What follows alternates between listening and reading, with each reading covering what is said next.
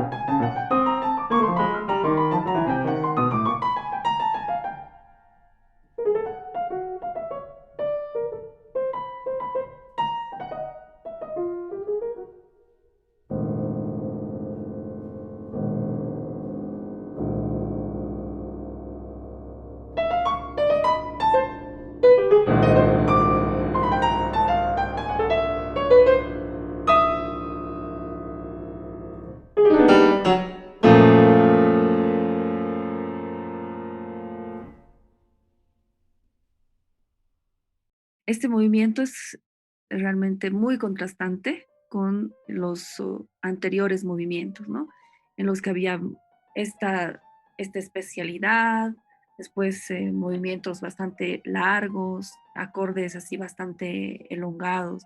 En cambio, en este es todo lo contrario, se lanza a hacer un movimiento que tiene bastante movimiento, valga la redundancia, pero rescata ciertos guiños de los anteriores movimientos, como es este movimiento cromático y los acordes que aparecen para como delimitar secciones, pero a la vez está haciendo como un recuerdo, como un guiño a los anteriores movimientos.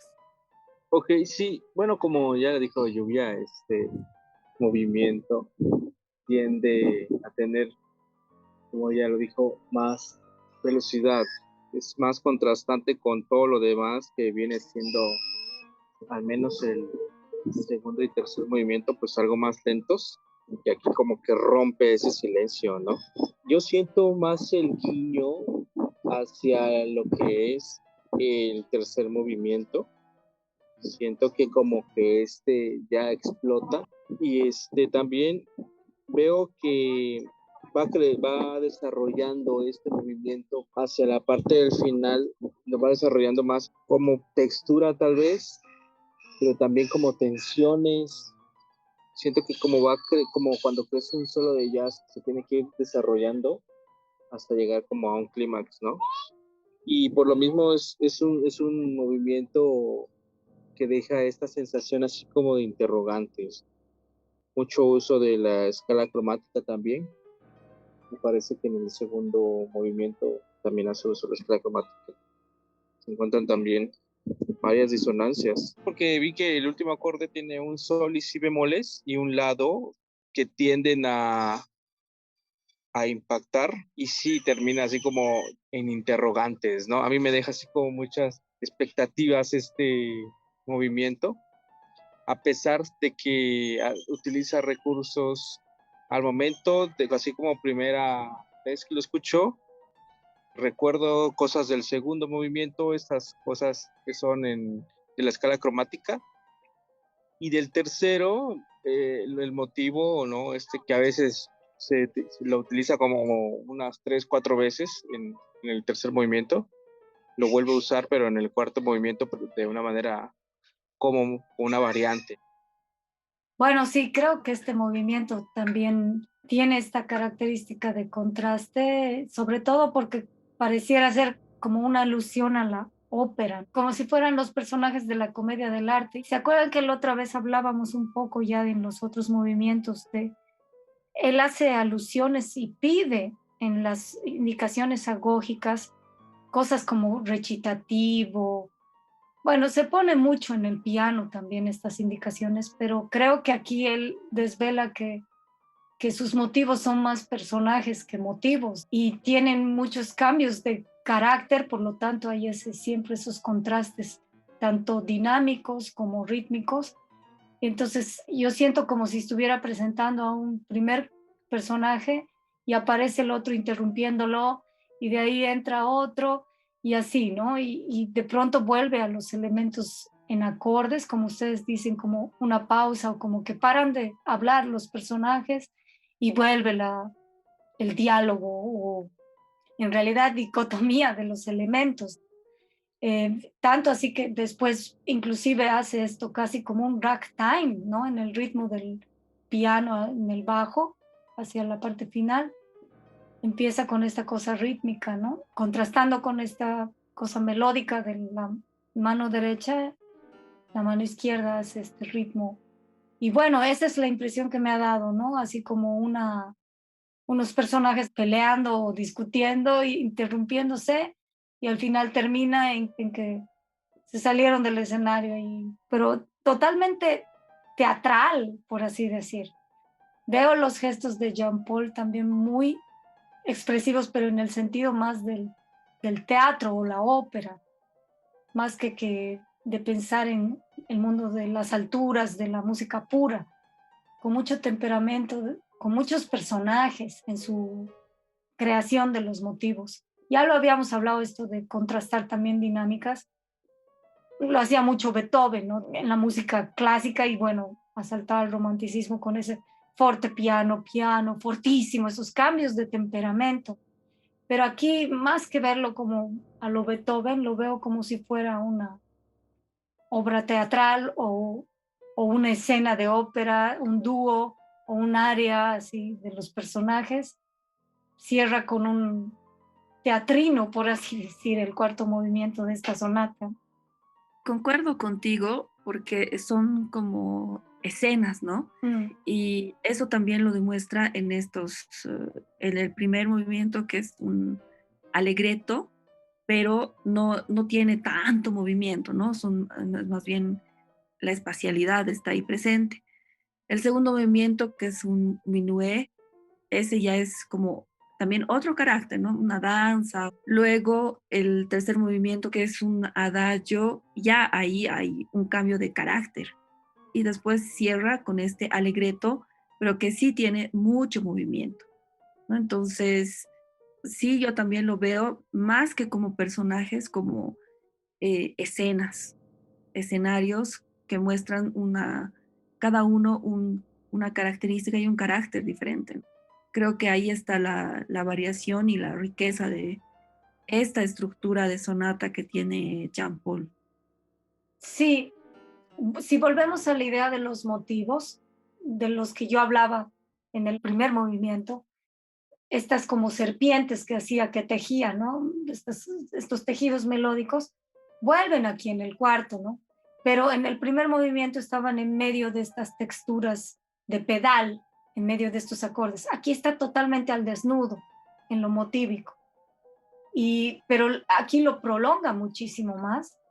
Ya no es solo un instante, sino que casi que todo el movimiento está estructurado más bien en estos movimientos melódicos. Después creo que bueno, el cromatismo ya lo han dicho ustedes, eso es del segundo movimiento. Del tercero son estos acordes así bastante cerrados, que también generan una sonoridad de pedal, pero, pero tienen esa disonancia, ¿no? Que resuena. Y creo que del primer movimiento también están otra vez esas octavas en el bajo. Después, cómo va utilizando los elementos de todos los otros movimientos, pero esta vez como que todos se encuentran, ¿no? Lo que sí creo que es nuevo es este ritmo que les decía, este como ragtime. Creo que no lo había utilizado sino hasta ahora, si es que lo recuerdan. Sí, eso sí es nuevo, pero creo que es justamente para también para lograr ese contraste que le gusta hacer, ¿no? Y hablando otra vez de sus influencias con esta tradición, bueno, antes del jazz, que sería el ragtime en este caso. Pero bueno, también estos acordes en terceras, segundas, se unen hacia el final, como otra vez en estos pedales, tanto del tercer movimiento como del primer movimiento. Y este abrupto, ¿se acuerdan que este abrupto del final, el que Daniel ahorita decía que le deja como en un signo de interrogación, un incógnito? Sí, es verdad, yo también siento que se queda así como que, ¿y ahora qué viene, no? O qué vino, tal vez, ahora qué pasó, que no sabes qué pasó. Pero en la mueca abrupta y todo eso, eso ya lo hizo también en el segundo movimiento. ¿Se acuerdan que hablábamos que después de este arabesque venía esta cosa así percusiva como un impronto y rompía el segundo movimiento? Entonces, creo que el cuarto movimiento está de alguna manera haciendo esa misma mueca, pero para terminar toda la sonata esta vez. Y ya no tan de impronto, no tan de improviso, ya ahora como que prepara este final abrupto, ¿no? Sí, claro, yo creo que a veces esperamos por la música que tal vez es mayoritaria en la que escuchamos o en la que existe, pues una cadencia, ¿no? Una tensión y una resolución y no esperamos como estos cortes disonantes que nos dejan así como lo acabas de decir, en una interrogante de siempre ahí sí terminó o va a seguir, ¿no? Como lo mencionaste, ¿no? En el segundo movimiento, pues termina con un piano muy rítmico y este último movimiento, pues tampoco se queda atrás, ¿no? Tal vez no es tan fuerte el contraste de cómo viene de lento este segundo movimiento y de repente viene un ritmo ahí de semicorchaz que termina y no sabes qué pasó, pero de que es abrupto este final del cuarto movimiento, eso sí, y nos deja así como esta tensión, ¿no? Tal vez no como esta resolución de un quinto primero, sino todo lo contrario, ¿no? Como que ahí eso es muy interesante. Sí, la verdad es que de alguna manera están resumidos todos los movimientos en este, pero obviamente no tan evidente, ¿no? Lo hace con una nueva manera de manejar el mismo material. No hay nada nuevo más que creo esa cosa de ragtime, aunque tú lo decías, Daniel, en algún momento también en otro de los movimientos, creo que era en el primero justamente, que lo sentías también en una forma de jazz métricamente hablando. Y tú hablabas de esta aumentación y disminución de los ritmos, ¿no? Que eso se utiliza mucho en el jazz. Y aparte como que se va desarrollando. Por ejemplo, en el jazz, digo, aquí es otra cosa, pero hablando de las influencias que tiene John Paul, Ujú. pues siempre en el jazz tienes que empezar como muy suave, presentando el tema, y poco a poco irle subiendo no solamente la velocidad, sino la intensidad, la amplitud en cuanto al volumen hablando, y claramente es un elemento que se ve acá también. No, si se dan cuenta, están todos los elementos, los tresillos, estos acordes en pedales, tanto con segundas como con sextas, como, bueno, creo que faltan las octavas, pero la sonoridad es lo que importa y todo está ahí, ¿no? El cromatismo, lo abrupto, lo jazzístico, o Sí, está todo. de alguna manera sí. Es nuevo, pero no es nuevo. Bueno, pues hablando de esta sonata número 3, ya nos había dicho Berta en su forma de ver que son como personajes.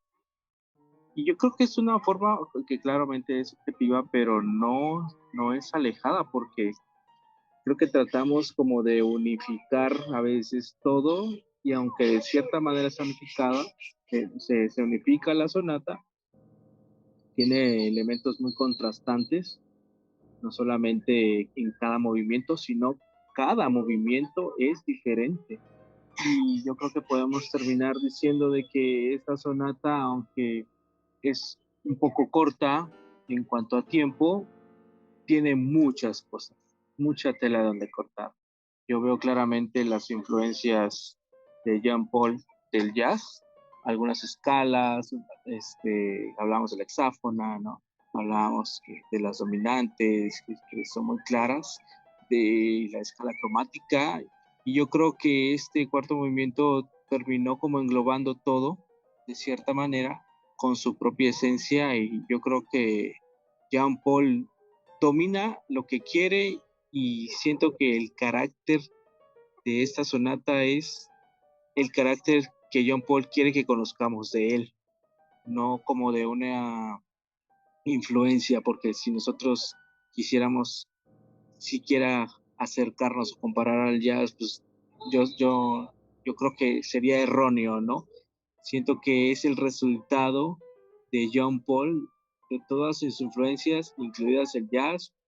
Yo de repente les dije que también veía incluidas influencia de la música rusa, y entonces no lo dudo tampoco por la época del siglo pasado. Entonces se me hace una sonata, la verdad, bastante interesante, con colores que tal vez para muchos son nuevos. Gracias, Daniel. Y bueno, nos despedimos de este podcast. Esperemos que todos los escuchas hayan podido aprender un poco y conocer a Jean Paul. Un gusto, hasta luego. Gracias. Hasta la próxima. Hasta la próxima.